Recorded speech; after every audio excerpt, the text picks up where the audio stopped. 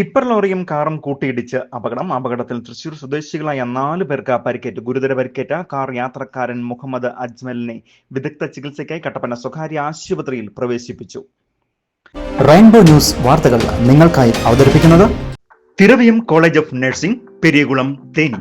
2009 മുതൽ നഴ്സിംഗ് കോളേജിംഗ് രംഗത്ത് തമിഴ്നാട്ടിലെ ഏറ്റവും മികച്ച രീതിയിൽ പ്രവർത്തനം നടത്തിവരുന്ന തിരവിയം കോളേജിന്റെ 16ാമത് ബാച്ച് അഡ്മിഷൻ ആരംഭിച്ചിരിക്കുകയാണ്. ഏറ്റവും നല്ല പഠനം, പ്രഗത്ഭരായ അധ്യാപകരുടെ മേൽനോട്ടം, പ്രകൃതി രമണീയമായ പഠന അന്തരീക്ഷം, മികച്ച ഹോസ്റ്റൽ സൗകര്യവും ഭക്ഷണവും, ഇതോടൊപ്പം 100% ജോലിയും വാഗ്ദാനം നൽകുന്നു.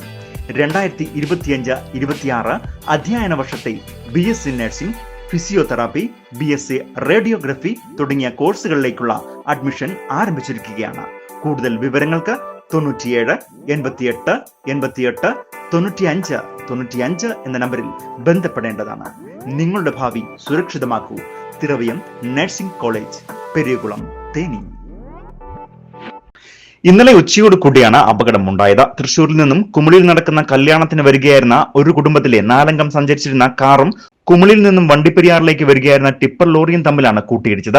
കുമിളി 66 മൈൽ ആശുപത്രിക്ക് സമീപം എത്തിയപ്പോൾ നിയന്ത്രണം വിട്ട ടിപ്പർ ലോറി എതിരെ വരികയായിരുന്ന കാറിലേക്ക് ഇടിച്ചു കയറിയാണ് അപകടമുണ്ടായത്.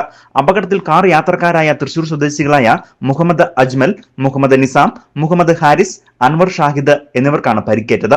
ഇതിൽ ഗുരുതര പരിക്കേറ്റ മുഹമ്മദ് അജ്മലിനെ കുമിളിയിലെ സ്വകാര്യ ആശുപത്രിയിൽ പ്രവേശിപ്പിച്ച് പ്രാഥമിക ചികിത്സ നൽകിയ ശേഷം വിദഗ്ധ ചികിത്സയ്ക്കായി കട്ടപ്പന സ്വകാര്യ ആശുപത്രിയിലേക്ക് മാറ്റുകയും ചെയ്തിരുന്നു.